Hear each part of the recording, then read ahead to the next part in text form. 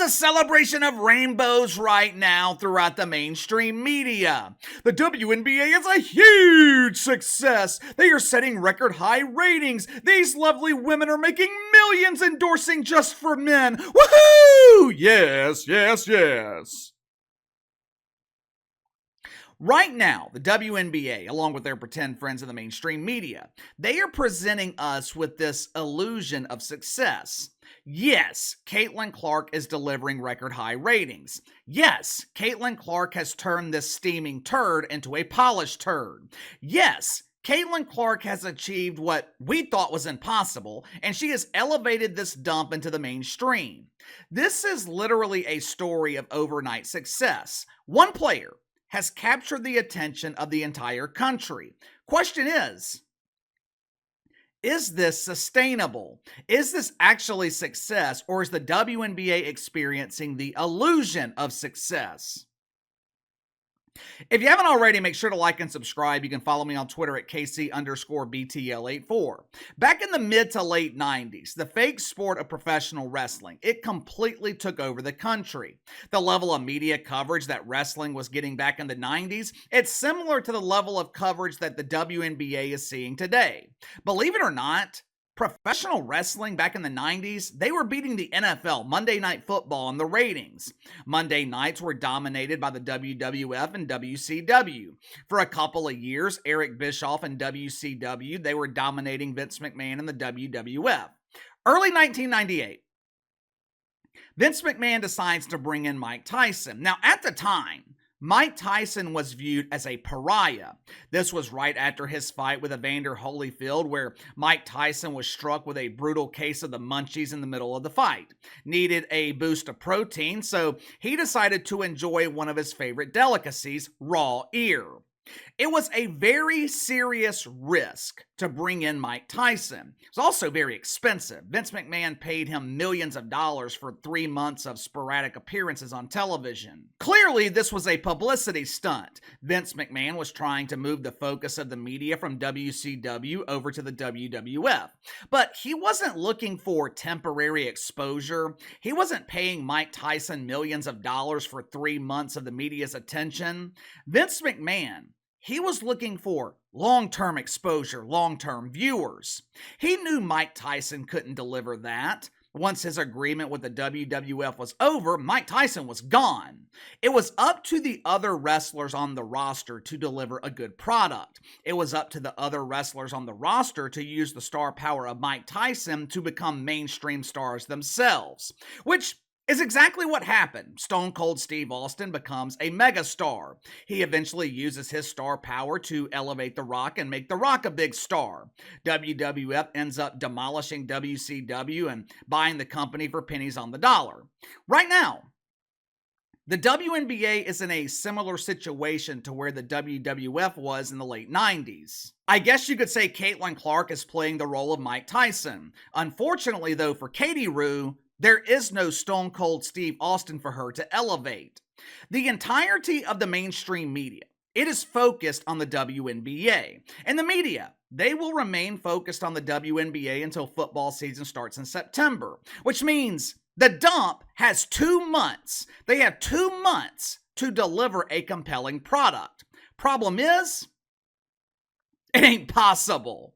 For the first time possibly ever, the WNBA is the primary topic of conversation. Stephen A. Smith talking about the dump. Colin Cowherd talking about the WNBA. Skip Bayless, the insufferable Nick Wright, who has the worst hairstyle on television.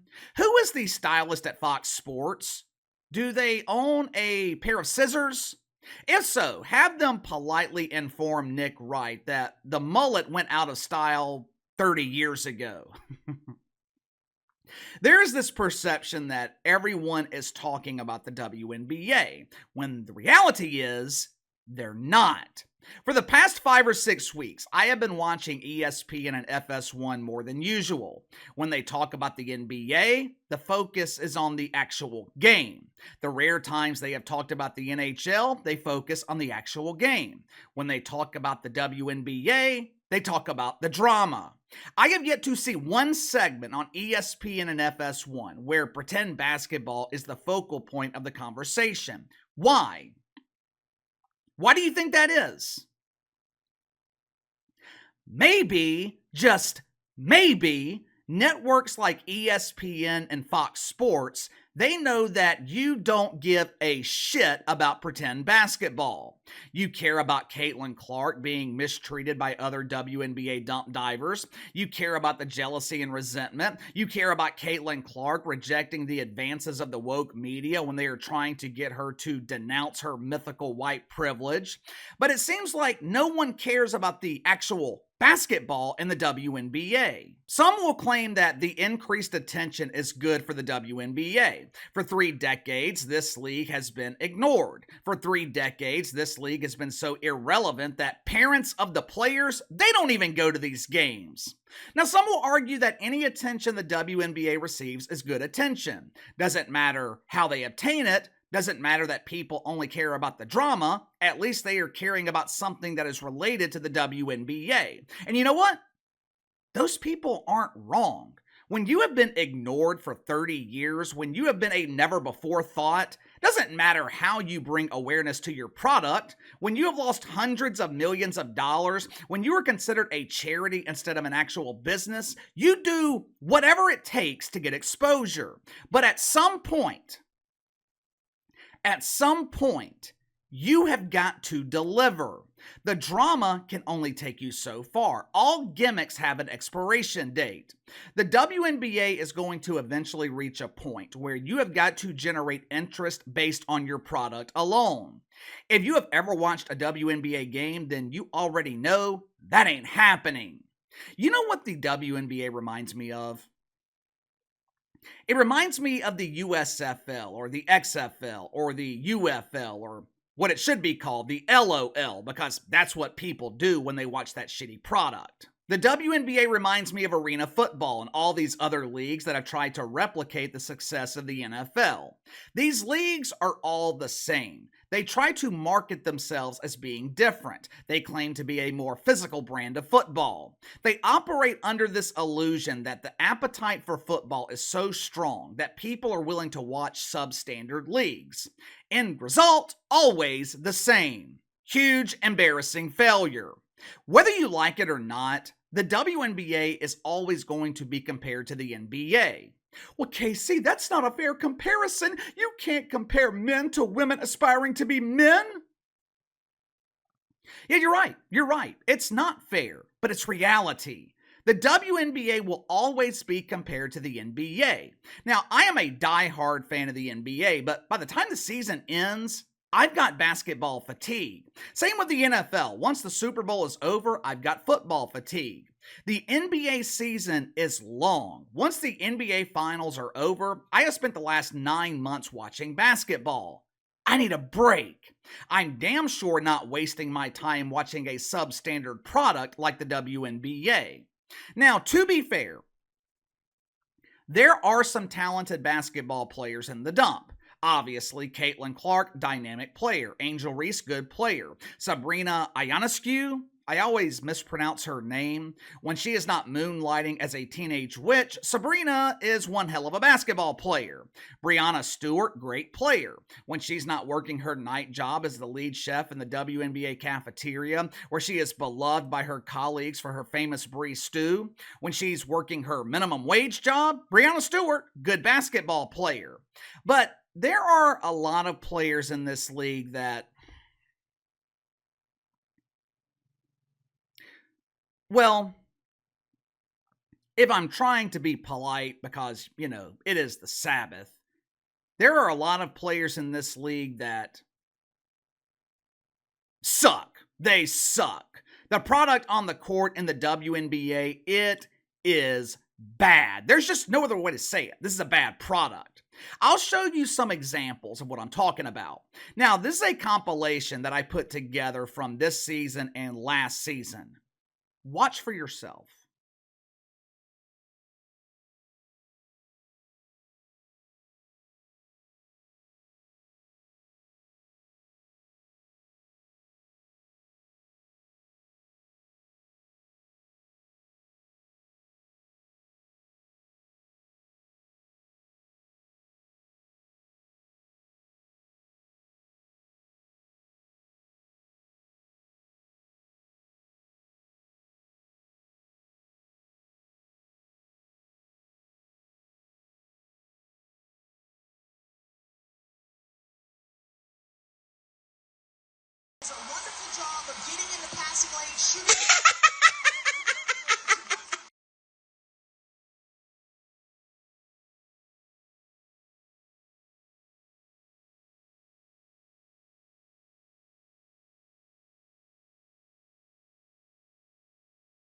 The clip that appeared to be faded a little bit had a blue tint to it. That clip, I think that clip was from yesterday. That was a nationally televised game in the WNBA. This league ain't ready for prime time. There are bloopers and bad plays in every league, but in the WNBA, this is a regular occurrence. These aren't considered bloopers. These are just regular plays. Angel Reese charges the lane for a dunk. Oh, another airballed layup. Bob Griner goes for the steal. Oh, she cuts her face on the legs of Harry Harriet. Is it funny? Is it entertaining for a while? Sure, but I'm not watching the NBA to see the world's best athletes fall all over themselves. I'm watching the NBA to watch competitive basketball being played at the highest level. Right now, the WNBA is a gimmick. The so-called popularity of the league, it is built on a foundation of jealousy, resentment, and drama. That is not sustainable. Remember Jersey Shore? For 3 or 4 years, Jersey Shore, it was the most popular show on television. Then, they seemed to disappear. They have tried to reboot the show, but ratings aren't anywhere close to what they were in their prime. Why? Because eventually, the drama gets old. It's the same storylines over and over. The only way for the WNBA to succeed long term is for the product on the court to get better. I'm not saying it has to be NBA level. That ain't never going to happen, but it's got to be more entertaining. The most entertaining part of the game can't be the consistent bloopers. And it might be a good idea for other WNBA players to use the star power of Caitlin Clark to elevate themselves instead of trying to diminish it. But give me your thoughts on this. Is the short-term success of the WNBA an illusion? Is this sustainable long-term? Can you base the popularity of the entire league on drama and jealousy instead of the product on the court? Let me know. Sound off in the comments below. Like, subscribe, share the video. Appreciate your support. Best way to contact me is by email at btlkc84@gmail.com, and I'll see you guys later.